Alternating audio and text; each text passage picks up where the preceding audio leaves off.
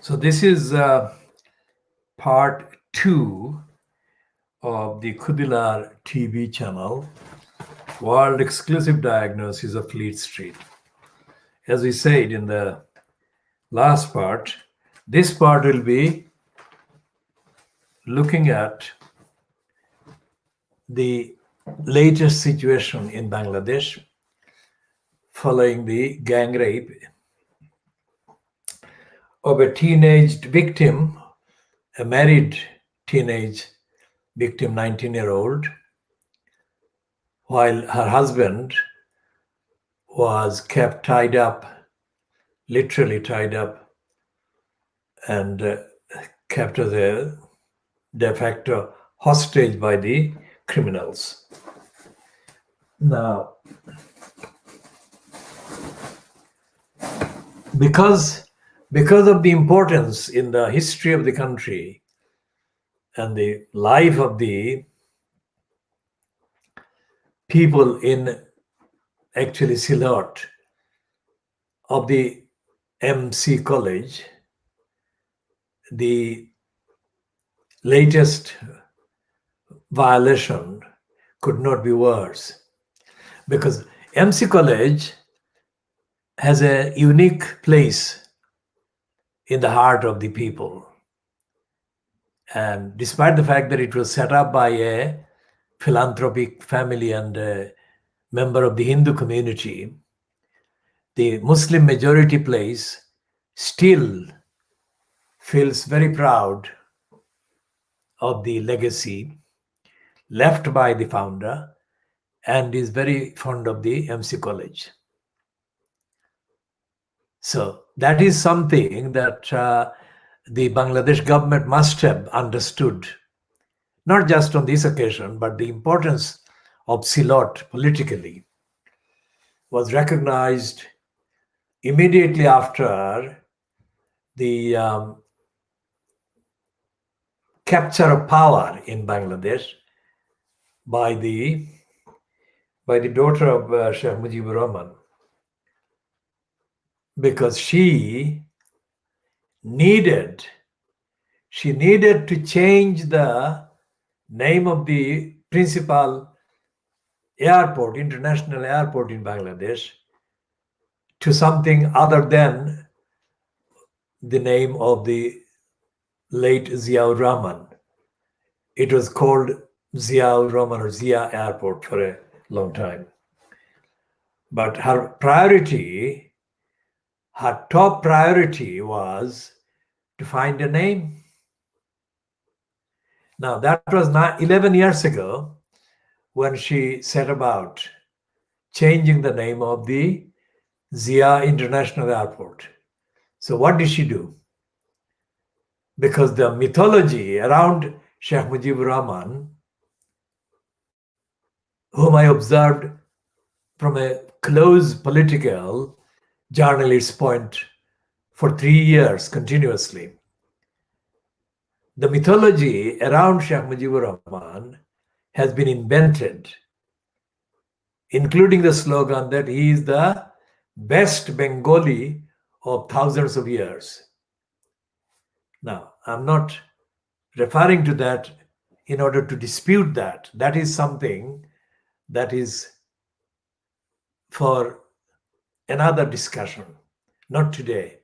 Today's discussion is to show that that was not believed by even the people who were saying he was the best Bengali of thousands of years.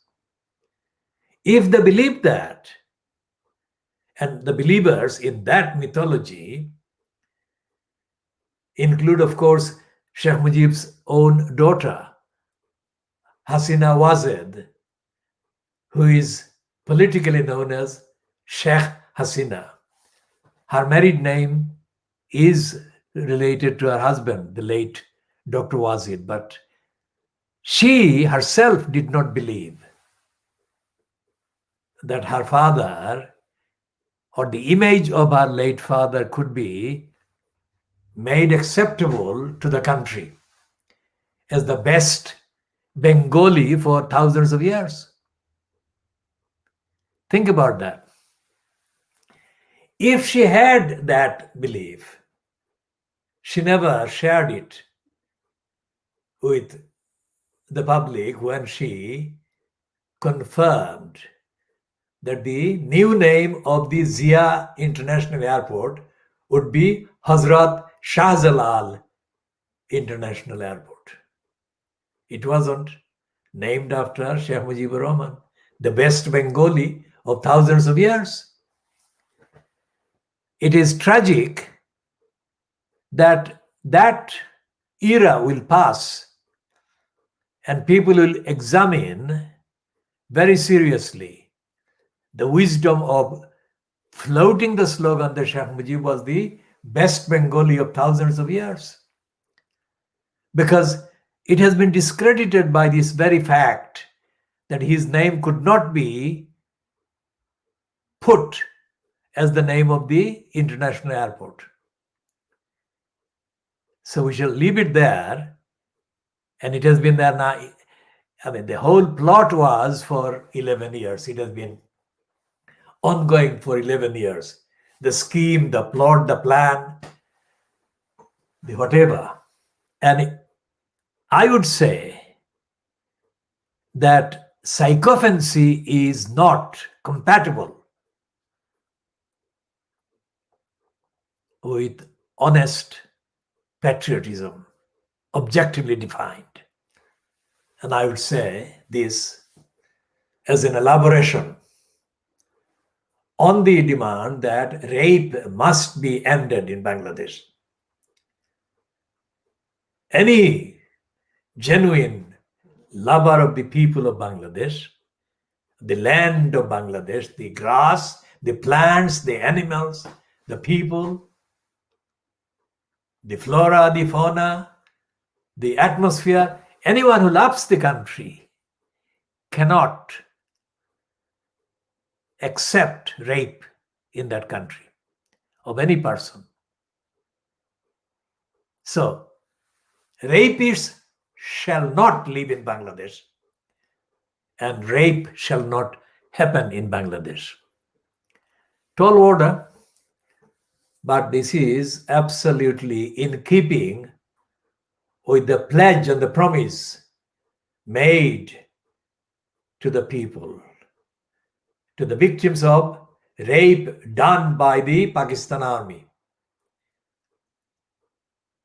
That is the least that the victims of the rapes done by the Pakistan army deserve and expect, that the legacy of their suffering and sacrifice shall be in the banishing of rapists and rape and ending of rape in Bangladesh.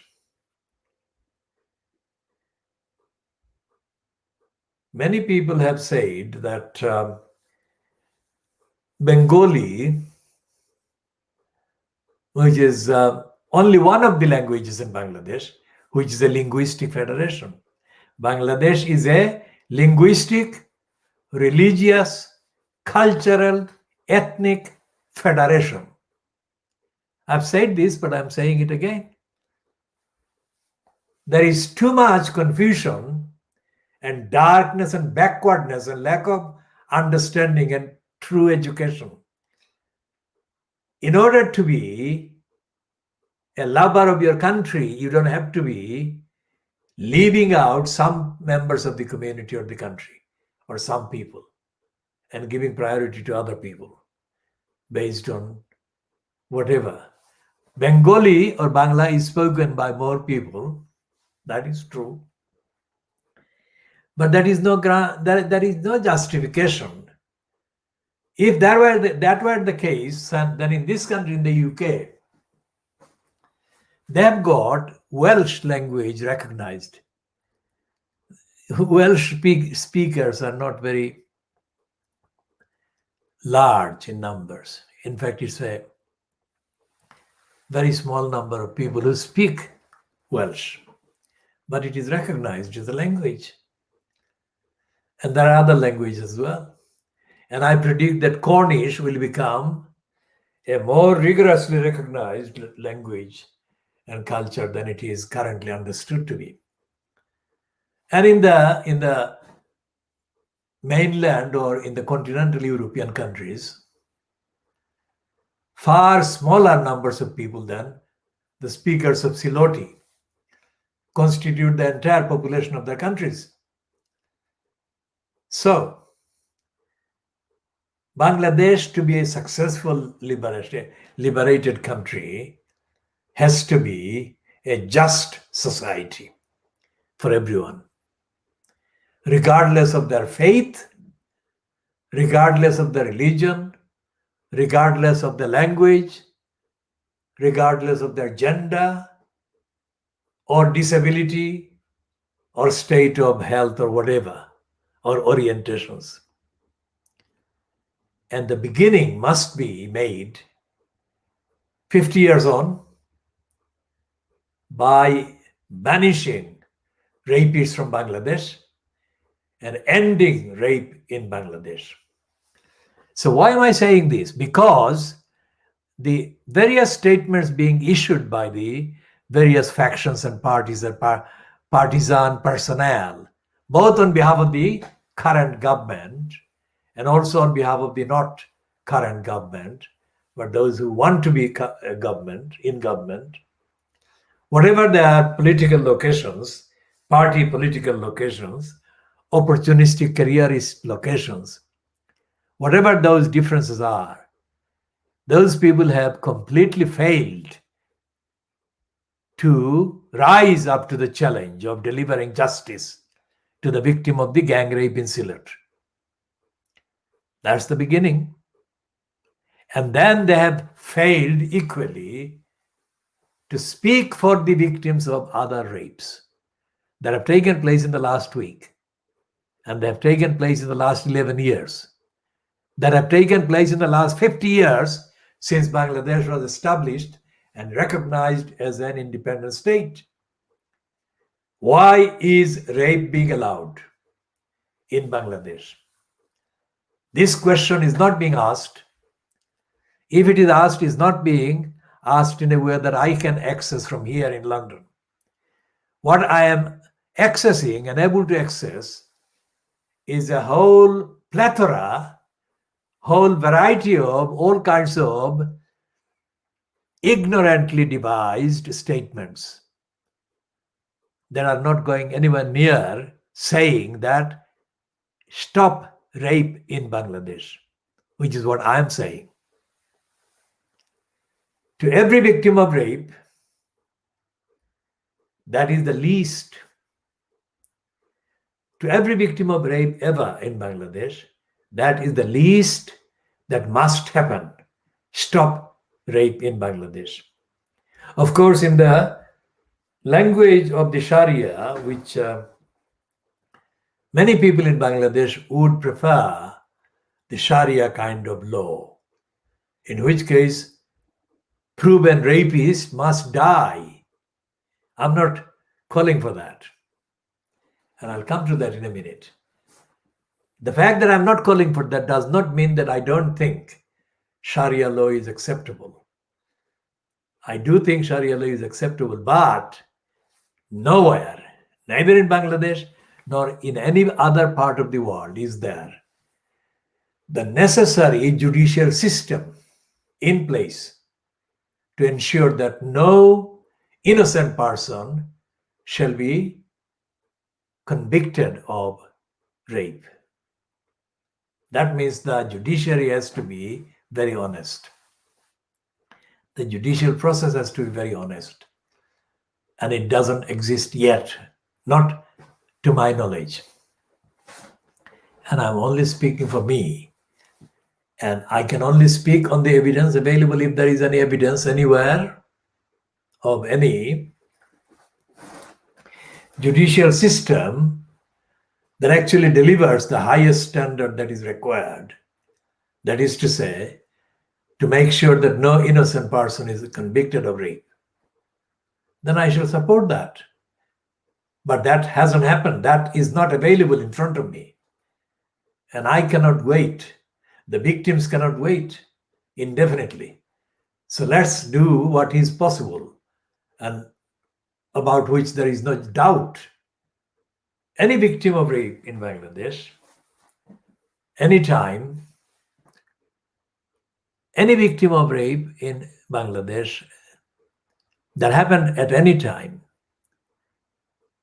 deserves the rapist to be punished without any mercy, because the suffering, the violation of the victim is without any limit. It's unlimited suffering.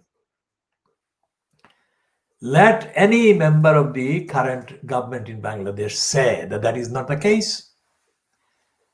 Let them say that rape victims can manage the violation for the rest of their life.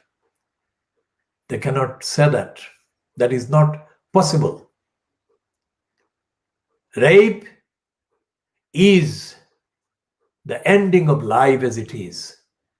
That is what rape is, and that is not being recognized. And rape must be ended in Bangladesh, and with that must end all the apologies for rape and violations, all the apologies for the many other related crimes and criminality. And those people who are not in government may think that this is a good opportunity for them to make statements and spiels that will make them come across as being better than the current lot in government. Well, I've got news for them. They should not be doing that.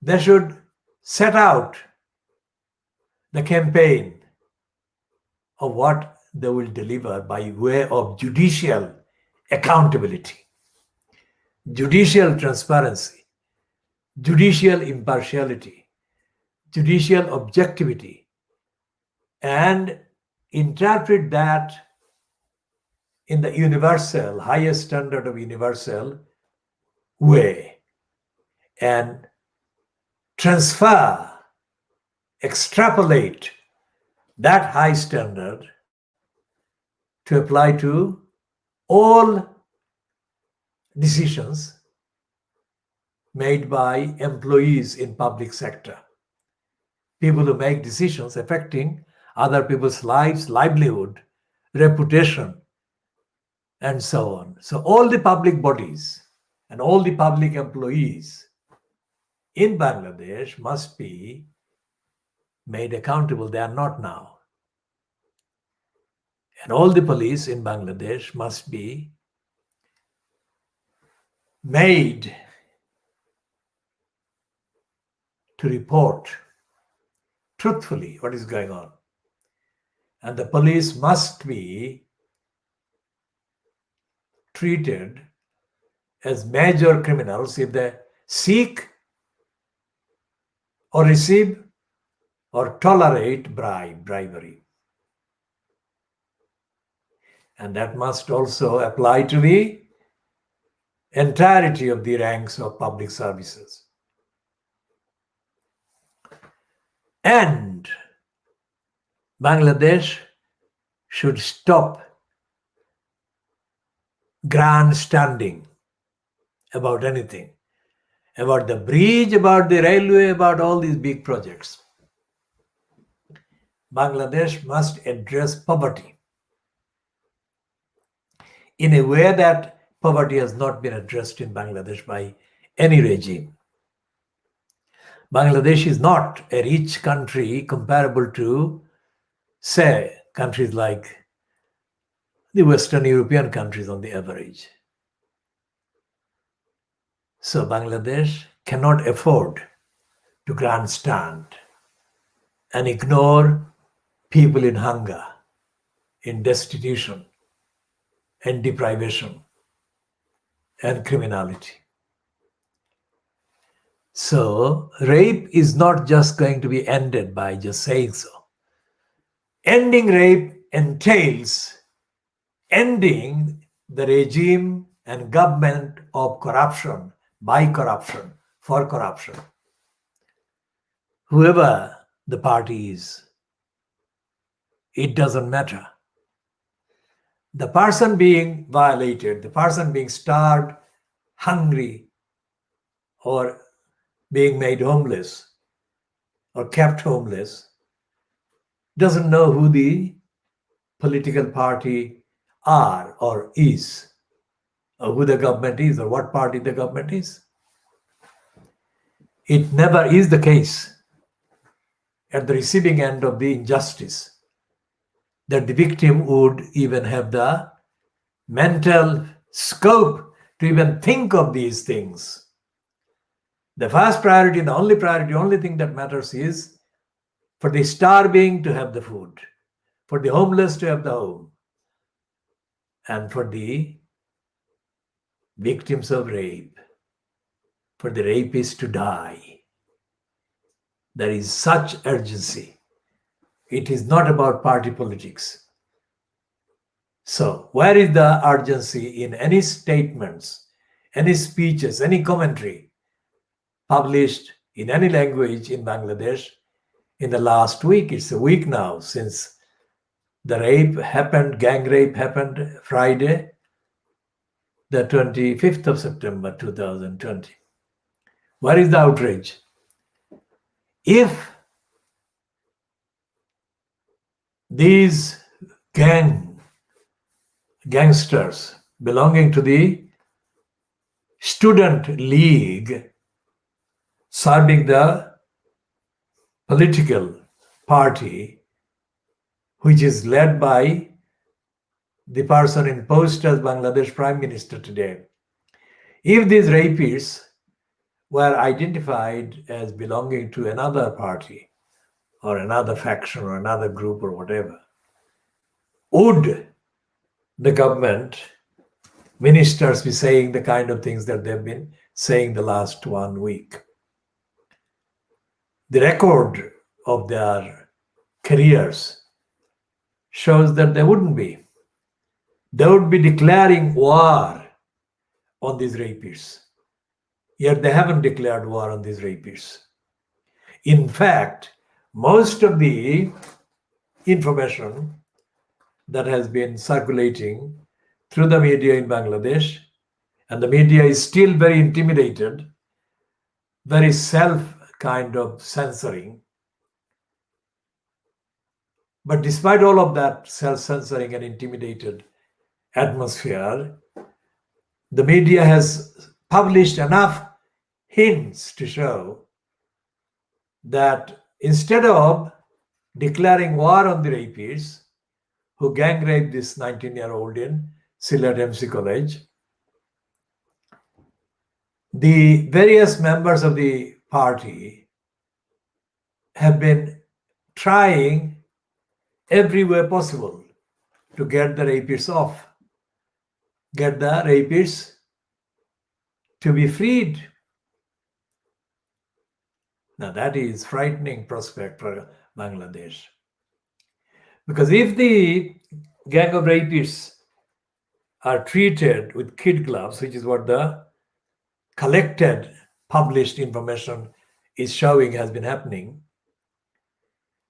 then there will be no opposition party in Bangladesh. A movement will start in Bangladesh where people will want to establish the rule by due process, establish justice. It may happen, but it may not be obvious to those who are trying to protect these, shield these criminals. They may think that they will swallow it, they will kind of overcome it, and they will do that by saying to the public that things have been taken care of and everything has been done based on the evidence. But everything has not been done, and the evidence has been hidden, concealed, and doctored and distorted, and made up and invented. There is no culture in Bangladesh, and the current government is not the only kind of party or grouping that has held power since 1972. There have been various parties and groups and groupings in government posts in Bangladesh. But there has been no narrative from any of those parties, including the current one, that has reminded the objective observer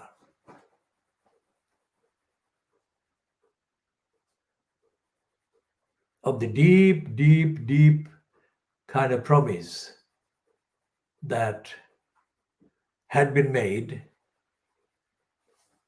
for an independent Bangladesh.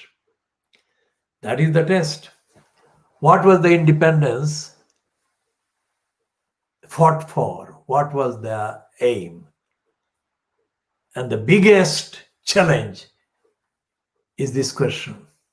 Was Bangladesh liberated so that Bangladeshi women would be gang raped by members of the political party in government at the time? Is that why Bangladesh was liberated? When the woman was being raped, what was she thinking? Can anybody in the party, can any apologist imagine what she was thinking?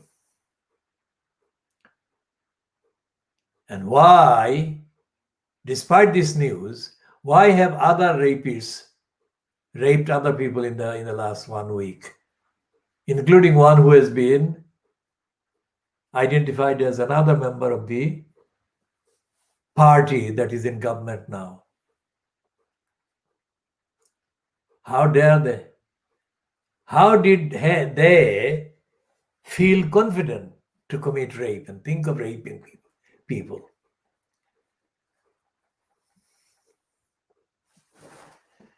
We shall be continuing this, and we shall be looking at the papers of Friday. We have not even started. This is a funny picture. It's not funny in a childish way. It's funny in a very deeply disturbing way about the complete dysfunction embodied by Jeremy Corbyn. This picture has been actually used by one of the most notorious right-wing reactionary lying Murdoch propagandists called Richard Littlejohn, who is a liar because he lives in the USA for substantial parts of the year and pretends he is living in an ordinary place in North London, which he is not.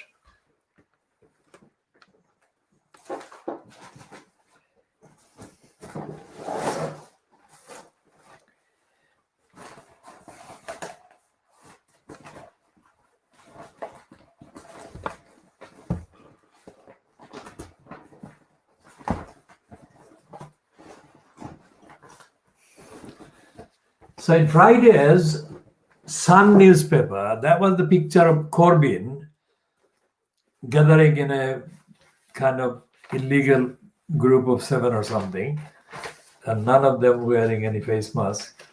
So this is the Sun of the same date of the Guardian, which is this sadistic piece by Richard Littlejohn congratulating Corbyn over that picture. Let's see where the Littlejohn is. Now that is what I meant when I previously said that even if Corbyn were sadistically demonized by the right-wing media, he still should have agreed to be photographed by them outside his house in North London instead of running away from them, which is what Corbyn did.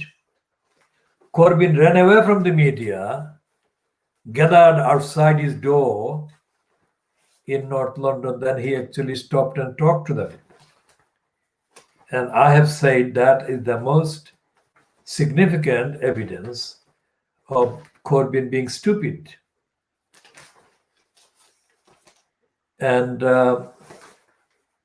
is Richard Littlejohn in this edition of the Sun or the previous day's edition of the Sun? I can't seem to be getting that picture, but that's the one that the Guardian has published anyway. So that is the picture, same picture that Richard Littlejohn is kind of praising Corbyn for. And we shall be taking another look at the other.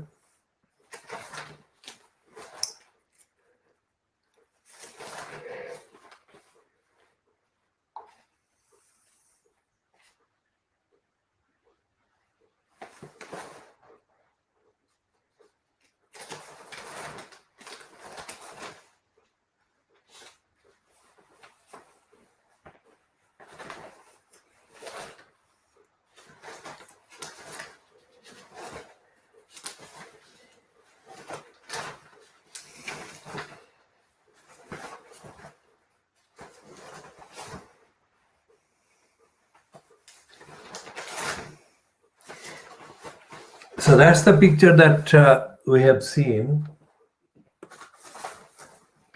in the Guardian that Richard Littlejohn has commented on and has sympathized with Corbyn. This is the picture again.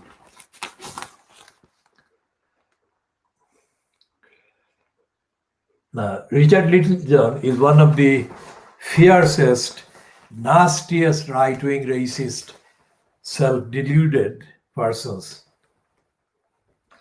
who meets out absolute rubbish and racist lies every single column. And the gullibles are kept gullible, suitably stupid and ignorant state of minds and empty states of mind. To receive this kind of rubbish that the likes of Richard Littlejohn and other liars employed by Rupert Murdoch dish out through the scum and the equivalent platforms that Murdoch sets up, and Murdoch is now plotting to set up another one of. This is the picture of Corbyn. How many of them? So the faces are 1, 2, 3, 4, 5, 6, 7. There is a man or a woman whose two hands crossed can be seen, but their face cannot be seen. So the faces can be seen of 7 persons there altogether, with Corbyn included. And it says in the caption on the top of the picture,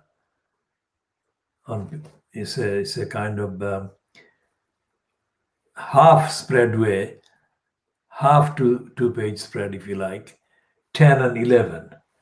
And on the side of the page 11, it says, Jeremy Corbyn apologized after the Sun published a picture of him at a dinner party breaking the rule of 6. So it's already there, he says. It was not on today's Sun, it was the Sun before, maybe probably Thursday's Sun. So what has happened is that Corbyn has been made to apologize. Now, this is not an act of grace on the part of Corbyn. It's an act of him being the garden gnome, as I've said. Corbyn has been caught as a garden gnome once too often.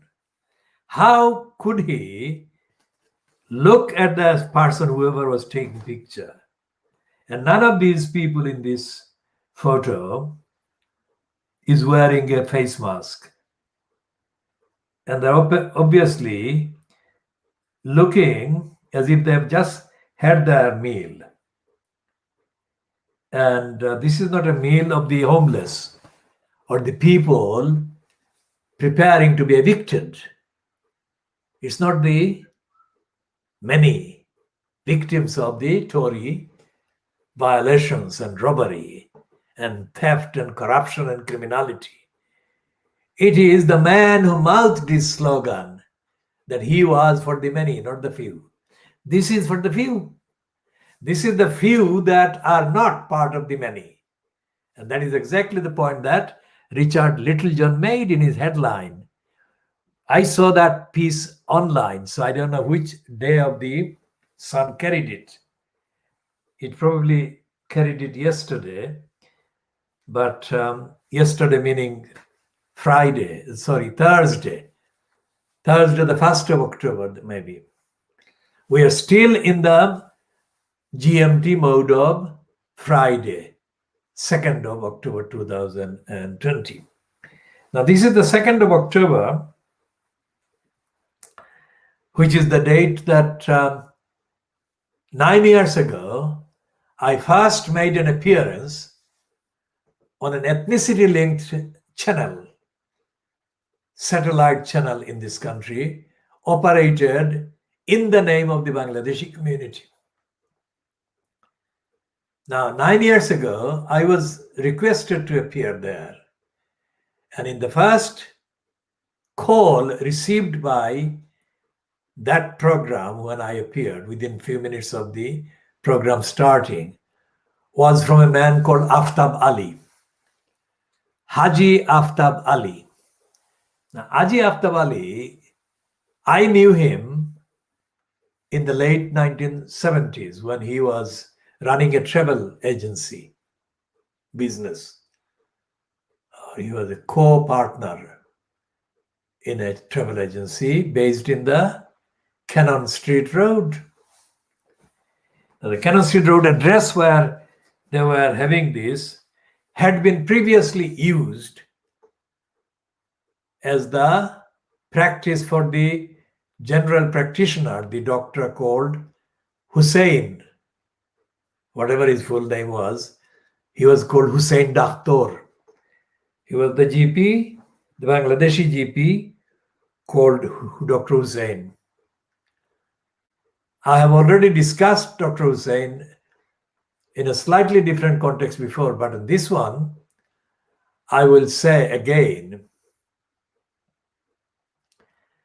that Hussein was one of the early kind of Bangladeshi professionals, if you like, to be settled in Tower Hamlets, serving any constituency.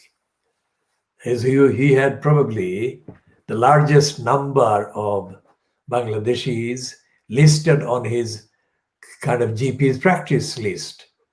Remember, we're talking about the 70s and 80s. I cannot at this time recall exactly which year he passed away, but I understand that Dr. Hussein passed away. But the significance of this is in relation to the role of the London Muslim Center, the East London Mosque and their affiliates. Dr. Hussein was not running a secret operation. That's the comparison I'm making. So people of all beliefs and no beliefs, whoever was a Bangladeshi, needed registration with a GP, and they went to him. And I'll tell you why. And I'll come to connecting that with Corbyn and Corbyn's racism. The reason why people flock to Dr. Hussein as the GP in such large numbers was not proof of any inherent quality or brilliance on his part. He might have been brilliant in some respects, I don't know, because I never had any encounters with him as a patient or any registered member. I only ever observed him as part of my campaigning observation for the community. And the reason why so many people registered with Dr. Hussein was nothing to do with his medical acumen or his expertise as a doctor or a GP.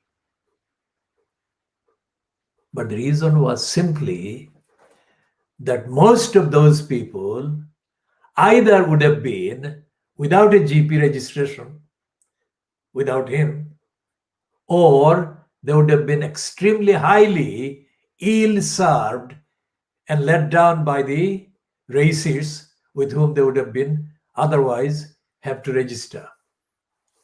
So it's the racism in this country, in the professions.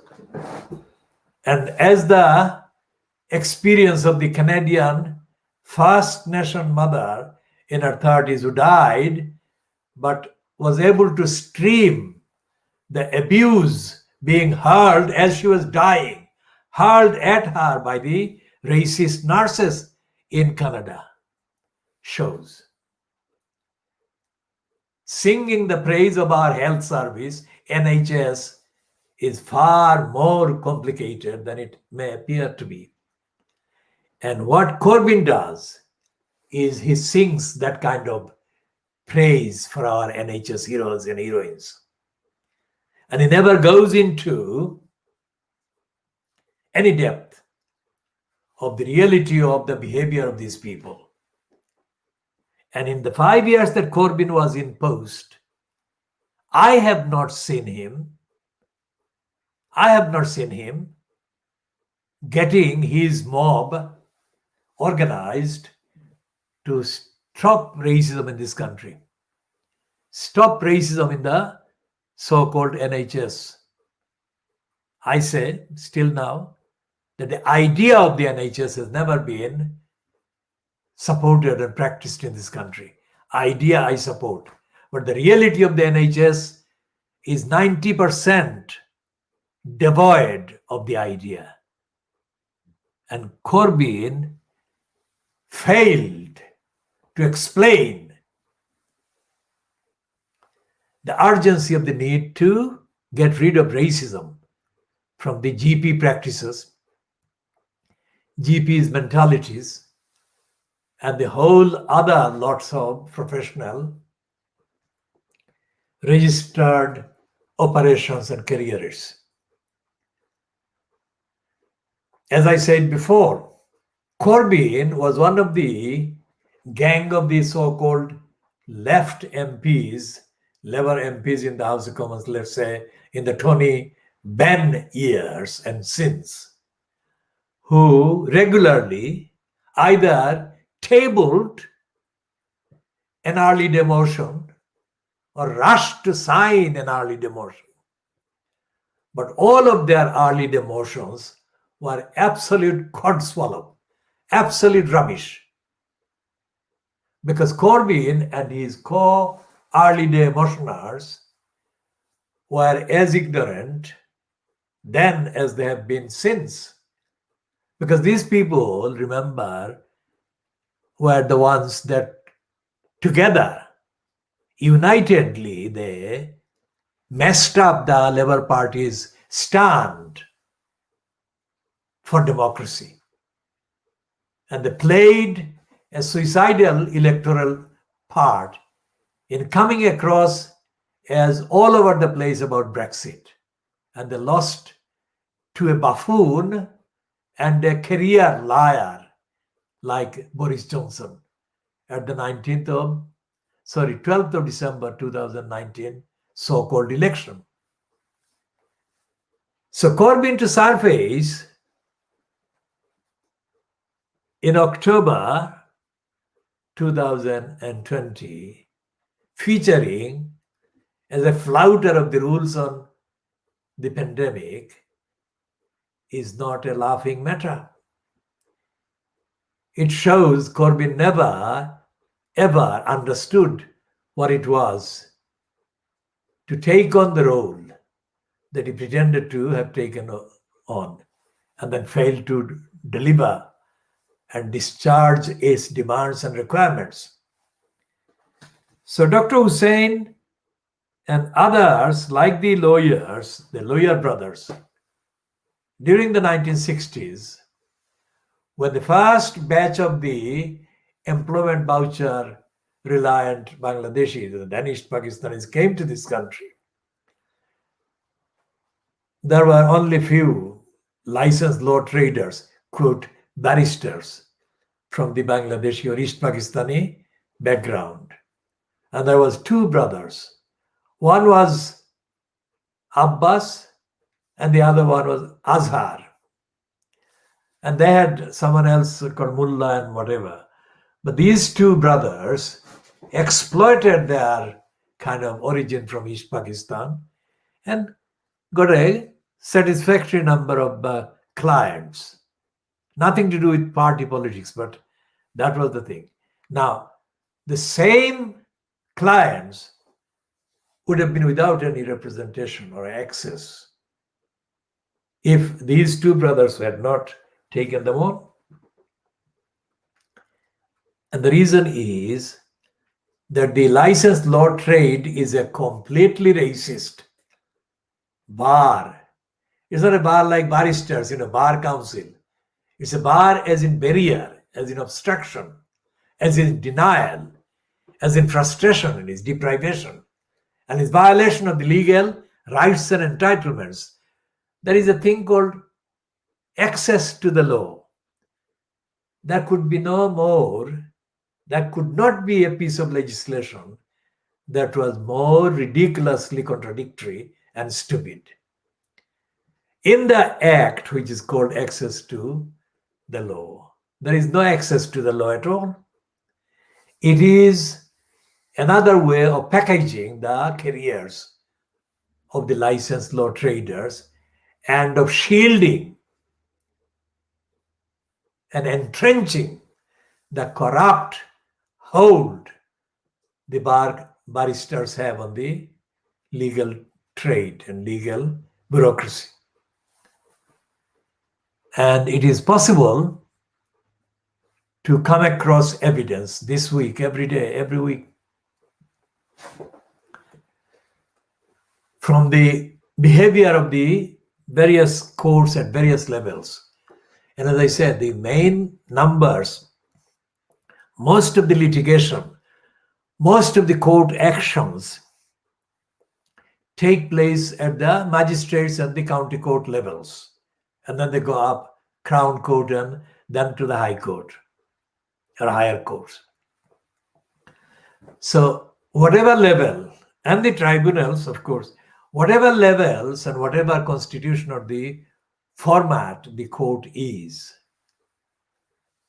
every court is dominated by the same agenda and narrative, which is racist, exclusion, and denial. So there is this piece in The Guardian today by Owen Bowcourt. Owen Bowcourt is supposed to be the Guardian's legal affairs correspondent on page 16. So Bowcourt is saying, legal aid cuts leave barristers earning below minimum wage. What a disgrace. What a scandal. The licensed law traders are being treated as below minimum wage earners. How dare the authorities do that? Such noble profession as the barrister's profession. And they're reducing it to the minimum wage level. Earner, menial workers. How dare the authorities treat these licensed law traders as if they were menial workers or minimum wage earners? And there, Owen Bowcourt, he's an idiot, is perpetuating the lying myths about the sanctity of the profession of barristers or solicitors, lawyers' profession, licensed law traders.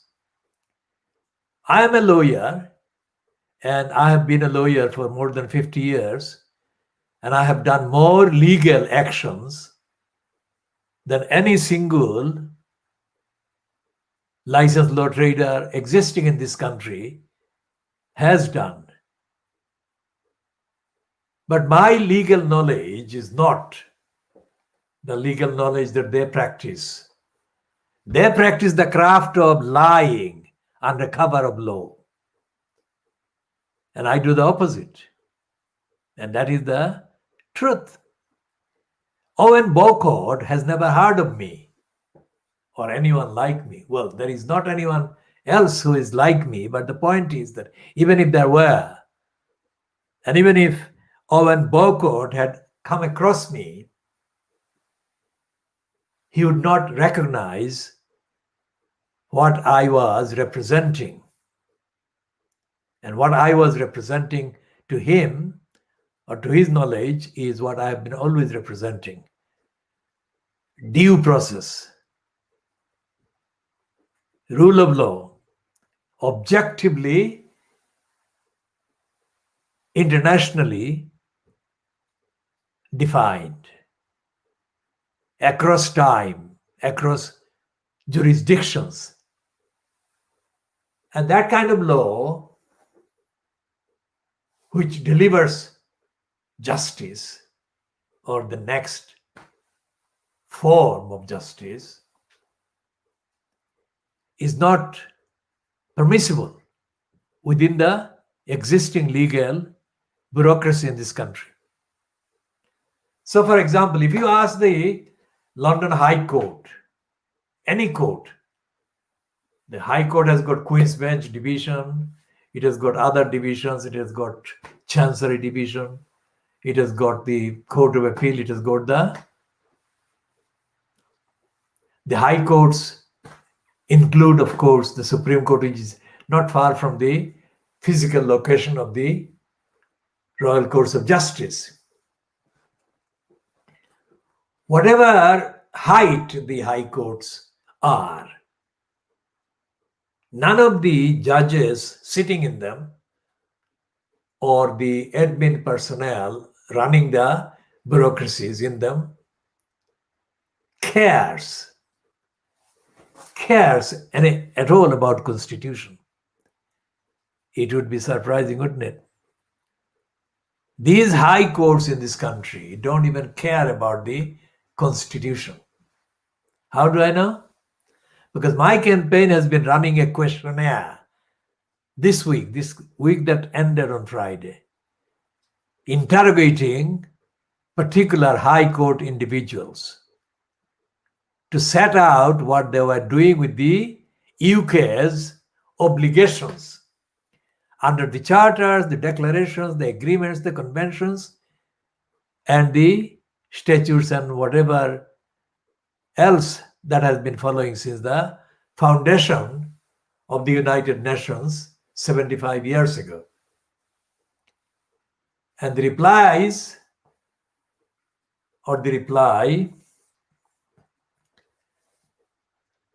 say that they don't know, because they have been asked questions expressly as to what exactly are the international treaties and conventions and statutes and instruments to which the UK remains a signatory at this time. What are the ones that the courts actually practice? No, even before that, what are the ones that the courts actually recognize as being in existence? And the answer that my campaign received on Friday was that they don't know. So we shall be continuing back on Bangladesh, Stop Rape in Bangladesh in part C, which we shall be starting within the next half an hour. This is coming to, what is the time now? This is coming to just after midnight 30 GMT into Saturday, the 3rd of October 2020. But we are continuing the date line starting on the 2nd of October 2020.